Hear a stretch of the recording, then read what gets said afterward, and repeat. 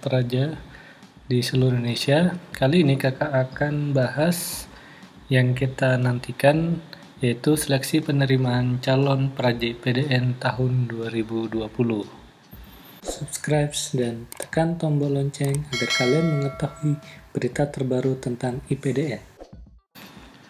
Baik, di tahun 2020 ini, seperti yang sudah kita bahas di video sebelumnya, jadi ada sedikit perbedaan dalam tata cara penerimaan atau seleksi penerimaan calon praja IPDN tahun 2020. Nah, ini di website SPCP ini sudah keluar ya pengumuman SPCP IPDN tahun 2020.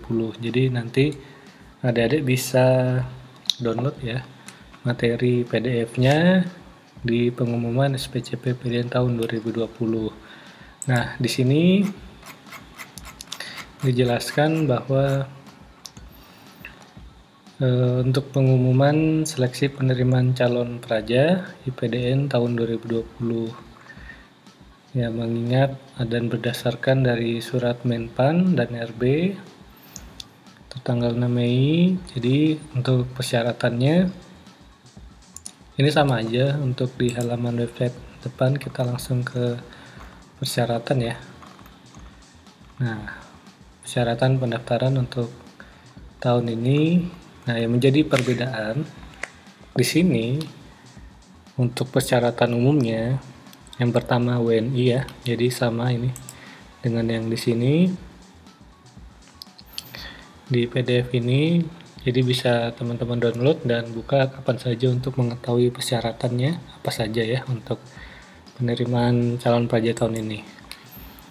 Yang pertama WNI, yang kedua usia peserta seleksi minimal 16 tahun. Oke, itu 16 tahun sama dengan tahun sebelumnya, dan maksimal 21 tahun pada tanggal 31 Desember 2020. Nah, yang menarik di sini adalah batas usia ya, maksimal di tanggal 31 Desember 2020. Yang sebelumnya itu biasanya mengacu pada akhir bulan September ya, setiap tahunnya. Nah, ini karena ada perubahan penundaan jadwal, jadi diberi kesempatan untuk yang usianya 21 tahun terakhir pada tanggal 31 Desember 2020. Jadi ini kesempatan buat adik-adik yang kebetulan masih bisa mendaftar pada tahun ini di usia maksimalnya. Silakan adik-adik coba lagi. Dibuka kesempatan bagi yang usia maksimal 21 tahun pada tanggal 31 Desember 2020. Kemudian untuk yang ketiga ada tinggi badan, ini sama juga 160 untuk pria dan 155 untuk pelamar wanita. Nah, lalu untuk persyaratan administrasi, ijazah paling rendah SMU ya, SMA, SMU, dan madrasah aliyah MA, termasuk lulusan paket C. Jadi untuk SMK, teman-teman tidak bisa mendaftar di IPDN. Silakan mendaftar di sekolah kedinasan yang membuka kesempatan bagi lulusan SMK. Ada nilai rata-rata ijazah pada tahun 2017 sampai 2020. Kemudian untuk Papua ini ada kriteria sendiri, minimal 65 ya. Ini KTP elektronik bagi peserta yang berusia 17 tahun atau kartu keluarga yang belum memiliki KTP elektronik. Nah, bagi yang menginjak usia 16 tahun, jadi kan belum mendapatkan KTP elektronik, bisa memakai kartu keluarga ya, seperti itu. Nah, ini ada di poin 3, bagi yang belum memiliki KTP elektronik atau kakak dapat melampirkan surat keterangan kependudukan atau resi permintaan pembuatan KTP elektronik yang ditandatangani oleh pejabat berwenang. Biasanya teman-teman harus prosedurnya tuh minta dulu pengantar ke RT untuk membuat KTP, lalu nanti diteruskan pengantar dari kelurahan atau dari kantor desa, lalu kemudian nanti diteruskan ke Dinas Kependudukan dan Catatan Sipil di masing-masing daerah ya. Lalu ada surat keterangan lulus dari kepala sekolah atau pejabat yang berwenang bagi siswa SMU atau MA tahun ajaran 2019-2020. Jadi jangan lupa menyiapkan surat SKL ya, surat keterangan lulus dari kepala sekolah. Nah, untuk orang asli Papua ini kita ada surat keterangan ya. Ini silakan teman-teman nanti akses di sini ya untuk formatnya.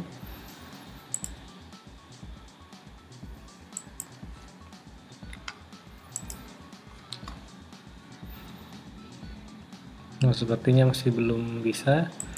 Jadi nanti tunggu ini bisa bagi teman-teman yang asli Papua ya. Pace, Mace yang asli Papua, silakan nanti bisa download surat keterangan jika sudah tersedia ya. Atau nanti bisa minta ke BKD setempat ya, kabupaten kota, dan diketahui oleh ketua atau anggota Majelis Rakyat Papua atau MRP. Nah, kemudian ini harus menyiapkan alamat email yang aktif ya, jadi yang sering teman-teman gunakan di sosial media. Jadi silakan gunakan email tersebut karena ini untuk mengakses login nanti di pendaftaran online. Yang terakhir adalah pas foto. Nah, ini biasanya foto ukuran 4x6 dengan latar belakang merah. Nah, untuk persyaratan khusus sendiri ini tidak sedang menjalani atau terancam hukuman pidana karena kejahatan ya. Lalu ada tidak bertindik atau bekas ditindik telinganya, atau anggota badan lainnya bagi pria, kecuali karena ketentuan agama atau adat. Nah ini, jadi memang ada beberapa daerah yang secara adat itu melakukan tindik di telinga atau di bagian tubuh tertentu. Ini tinggal minta atau melampirkan surat keterangan tindik ya pada saat nanti tes pemeriksaan kesehatan dari tetua adat atau yang berwenang di daerah adik-adik ya. Lalu tidak ada tato atau bekas tato, tidak menggunakan kacamata atau lensa kontak, ini maksimal minus plus itu 1, minus 1 atau plus 1. Kemudian yang kelima, belum pernah menikah atau kawin, bagi wanita belum pernah hamil atau melahirkan. Jelas ya. Untuk yang keenam, belum pernah diberhentikan sebagai peraja IPDN atau perguruan tinggi lainnya dengan tidak hormat. Yang ketujuh, nanti jika dinyatakan lulus, maka teman-teman calon peraja ini akan membuat ya surat kesanggupan tidak menikah selama pendidikan, bersedia diangkat CPNS dan PNS, ditempatkan di seluruh NKRI, lalu bersedia ditempatkan pada proses pembelajaran di seluruh kampus IPDN. Nah, ini berarti termasuk kampus regional, ada di Sumatera Barat, ada di Kalimantan Barat, ada di Sulawesi Selatan, Sulawesi Utara, Nusa Tenggara Barat, sampai di Papua ya. Lalu bisa mentaati segala peraturan yang berlaku di IPDN, kejelas. Kemudian bersedia diberhentikan sebagai peraja jika melakukan tindakan kriminal, mengkonsumsi atau jual beli narkoba, berkelahi, pemukulan, pengeroyokan, paham radikalisme, dan melakukan tindakan asusila atau penyimpangan seksual LGBT ya. Jadi ini diperhatikan. Nah, yang kedelapan, apabila terbukti melakukan pemalsuan identitas dokumen pada persyaratan pendaftaran, maka dinyatakan gugur. Jadi harus hati-hati ya. Nah, tata cara dan teknis pengisian administrasi nanti dipelajari melalui video tutorial pada website SPCP IPDN. Ini belum muncul websitenya, nanti kita tunggu saja jika sudah mendekati tanggal 8 Juni pada saat pendaftaran online. Lalu untuk alur SSCN Sekolah Kedinasan sendiri sudah kakak jelaskan di video sebelumnya ya, jadi silakan nanti diklik untuk video tentang alur SSCN Sekolah Kedinasan. Ini berlaku untuk semua sekolah kedinasan termasuk Capra IPDN. Kemudian kita masuk ke seleksi penerimaan calon peraja ya, tahapannya. Nah, yang menarik di sini setelah kakak pelajari dan perhatikan, di sini ada hanya tiga saja tes seleksi kompetensi dasar. Yang pertama ya, SKD. Ini nanti menggunakan sistem CAT oleh BKN. Jadi yang belum pernah mencoba simulasi chat, silakan ada lihat video kakak yang simulasi CAT BKN. Terus seperti itu. Bisa juga dipelajari di grup Telegram bersama 7.000 lebih member calon peraja IPDN. Di situ sering bahas soal, jadi bisa selalu mengupdate soal-soal yang berkaitan dengan SKD. Nah, yang kedua ini adalah tes kesehatan tahap 1. Dilakukan oleh kepolisian daerah ya, Kapolda ya, kesehatan di daerah. Ini nanti biasanya kalau di sini kepolisian daerah berarti Polda ya, Polda di masing-masing provinsi atau tempat yang telah ditunjuk dan ditentukan. Nanti ini bisa menyesuaikan di masing-masing provinsi. Pengumumannya akan diupdate secara berkala. Dan yang terakhir di sini langsung pantukir. Nah, pantukir ini terdiri atas verifikasi dokumen persyaratan administrasi pendaftaran dan tes kesehatan tahap 2. Jadi, di seleksi tahun 2020 terdapat ada tes yang dilewatin. Contohnya tes SMAPTA atau tes fisik. Lalu tes psikotes atau psikologi ya. Kemudian tes kejujuran oleh KPK. Dan yang terakhir adalah tes wawancara. 4 tes ini dihilangkan atau dilewatin. Jadi, teman-teman bisa fokus nanti hanya belajar di SKD dan tentunya menjaga kesehatan pada saat tes kesehatan. Nah, ini yang perlu diwaspadai. Jika prosesnya seperti ini, maka sistem gugur akan lebih sadis menurut kakak, karena di sini kuotanya itu sangat dikurangi dari tahun lalu. Nanti kita cek kuotanya, kemudian tesnya hanya sedikit, otomatis sistem gugur ini akan lebih sadis lagi untuk pengurangan calon peraja. Jadi harus benar-benar mengikuti setiap tes yang akan dijalani sampai di pantukir ya. Nah, di sini ada jadwalnya ya.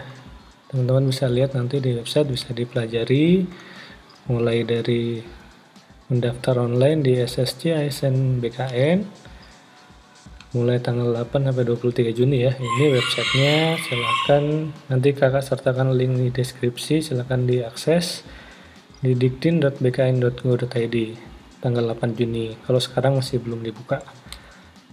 Nah, kemudian login, buat akun dulu, baru login dengan menggunakan NIK dan password yang telah didaftarkan. NIK ini adalah nomor induk kependudukan. Bisa dicek di KTP, bisa dicek di kartu keluarga. Passwordnya masing-masing bisa dibuat ya, yang mudah diingat tentunya. Kemudian, pelamar memilih sekolah kedinasan dan mengisi biodata serta mengunggah dokumen administrasi ya. Jadi nanti hanya bisa satu sekolah kedinasan. Kalau cuma daftar IPDN ya hanya bisa IPDN, tidak bisa misalnya STIS atau STSN atau STMKG, itu tidak bisa, harus salah satu saja untuk memberlakukan asas keadilan ya bagi teman-teman semua.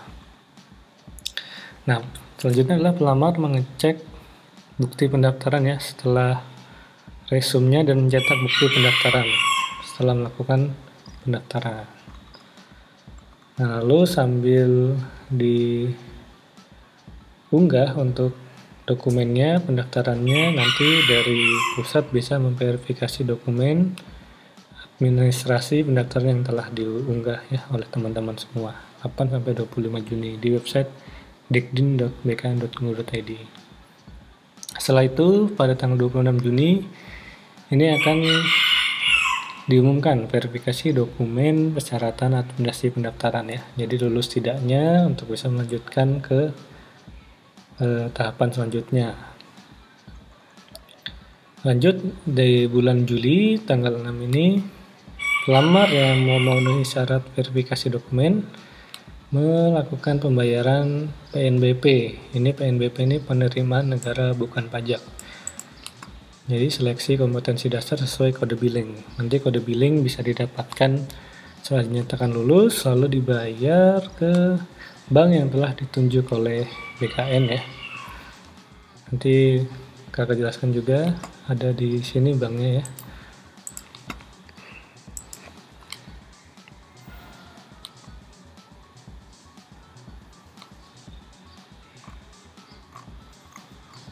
Nah, ini ada Bank BRI, lalu ada Bank BCA,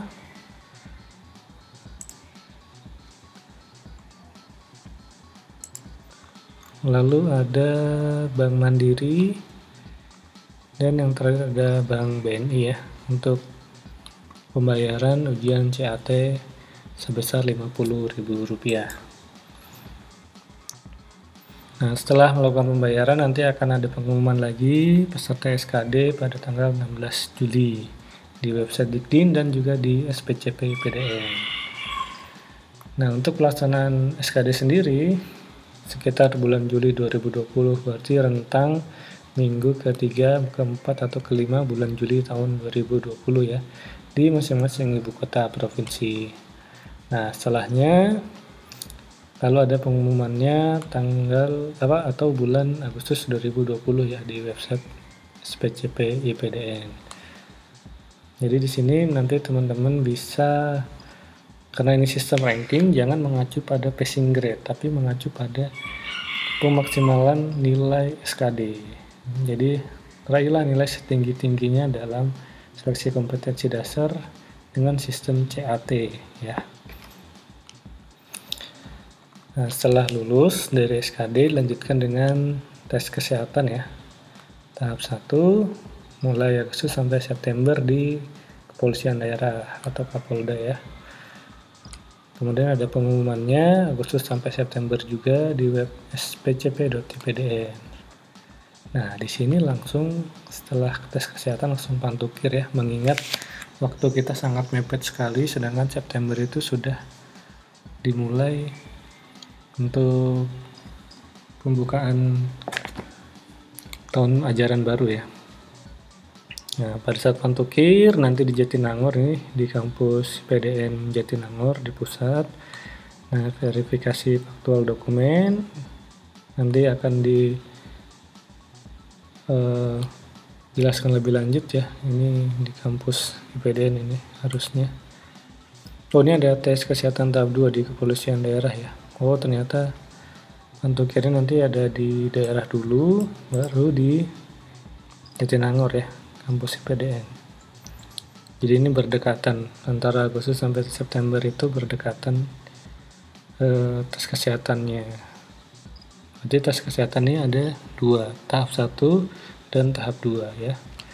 Lalu ada pengumuman hasil tesnya di website SPCP PDN sekitar bulan September ya, Agustus sampai September. Kemudian registrasi penerimaan capra di kampus IPDN Jatinangor setelah semua lulus dan dinyatakan sebagai calon pekerja IPDN.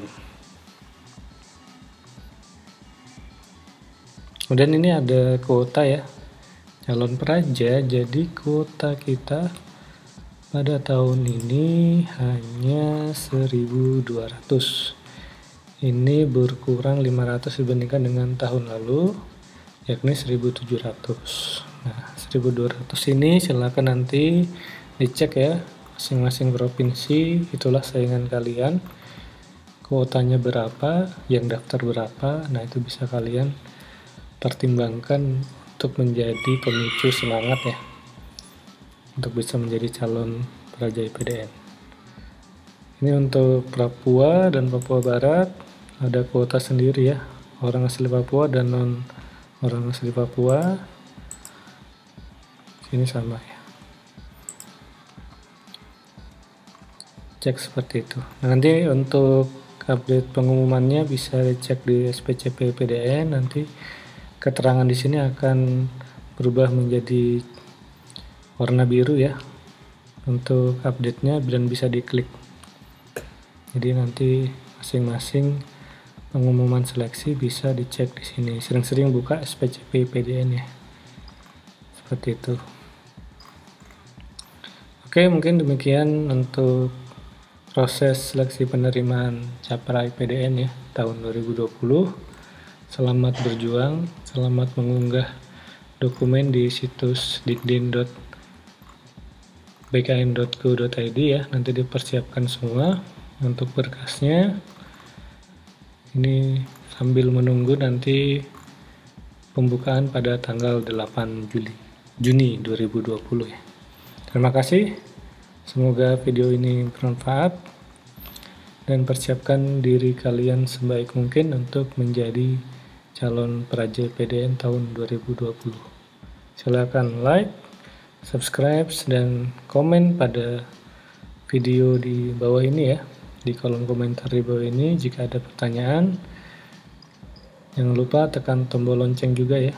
Kakak doakan semoga kalian menonton video ini bisa lolos menjadi calon peraja PDN 2020. Terima kasih. Assalamualaikum warahmatullahi wabarakatuh.